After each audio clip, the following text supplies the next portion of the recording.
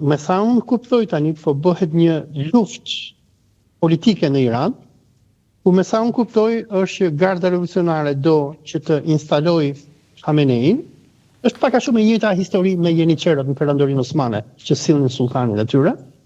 Dhe garda revolucionare, nëse sjell Khamenein në pushtet, pasi të mbaroj edhe dhia dhe varrosja e babait të tij që e vrau Izraeli, unë besoj që Irani do kthehet në një shtet si puna e Koresë së Veriut, ku ushtria do të sundoj me dorë të hekurt, ku Irani do të prodhoj bombën atomike, nga që vetëm bomba atomike është ajo që mund ta shpëtoj Iranin, që Irani mos të shpërbëhet sikur Libia, Siria, Iraku, Jemeni, dhe vendet e tjera.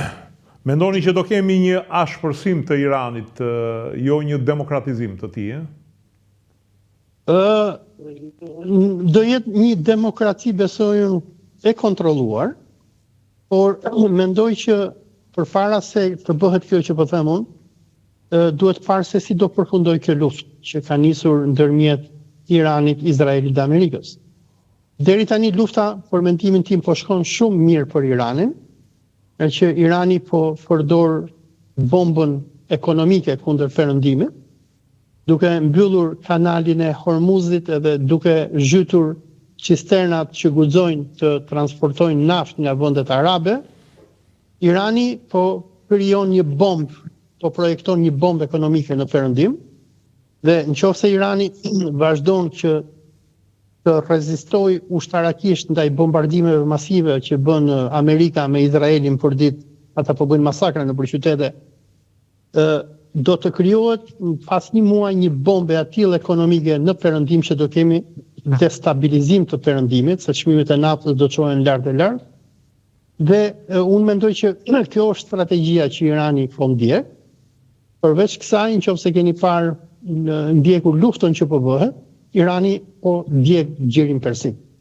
Domethënë, të gjitha këto regjimet kukulla zioniste, sikur Emiratet Arabe, Kuvaiti, Katari, Arabia Saudite, Jordania, që janë baza të zionizmit amerikan, sidomos Emiratet Arabe, Irani është duke i djegur. Domethënë, po shkatron rafineritë e naftës, po sulmon pikat e pompimit të gazit edhe të naftës, ka djegur portet e Dubait, e Abu Dhabit, e Kuvaitit, ka djegur bazën e flotës së pestë amerikane, ka bombarduar dhe po bombardon të gjitha ambasadat, konsulatat amerikane, izraelite, dhe Irani po bën atë që nuk është imagjinuar ndonjëherë, që as sovjetikët nuk ja bën dot amerikanëve, ka arritur që po i do bën amerikanët nga bota arabe.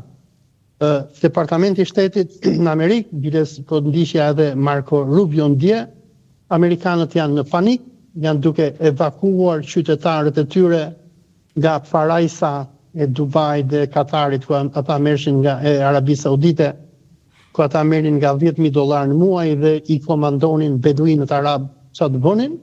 Irani po i djeg të gjitha këto kolonitë amerikano-izraelite të gjirit persik. Dhe për mua, kjo është një arritje shumë e madhe dhe hapi më i fundit i Iranit. Duhet para do mbarojnë më parë raketat e Iranit apo bombat e amerikanëve? Kjo është një pyetje tjetër, sepse varet çdo luftë në fund të llogarive është ekonomi. Nëse shohim në aspektin ekonomik, dronët iranian Shahid bëjmë $5,000, ndërsa një patriot amerikan bën $1 milion. Dakor, por problemi është që nuk funksionon dot pa rrjetin satelitor, dhe pra pa rrjet satelitor ti nuk godet dot larg, dhe nuk besoj se Kina ose Rusia do t'i afrojnë në rrjetet e tyre. No. Iranianët po funksionojnë me satelit spionazhi kinez, nuk përdorin më GPS-in sikur përdorin më herët, përdorin Baidon kinez. Në këtë luftë është e përfshirë Rusia dhe Kina, edhe pse ne nuk i shohim hapur, sidomos Kina. Domethënë, po shikosh goditjet spektakolare që po bën Irani, shkatrimet e satelitëve amerikan, dërgimi i raketave deri në Kipro, ndoshta mund t'i sjellin edhe në Manës, po nuk e them këtë gjë se po e thash musulmon Ervin Karamuço, thotë i ka thënë Irani që ta thotë këtë gjë. Edhe të gjitha këto goditje që po bën Irani, që po koordinohen me satelit kinez. Okej, është në fakt një lojë ende e hapur dhe neve shumë pak dim. Ose unë të falenderoj për bisedën.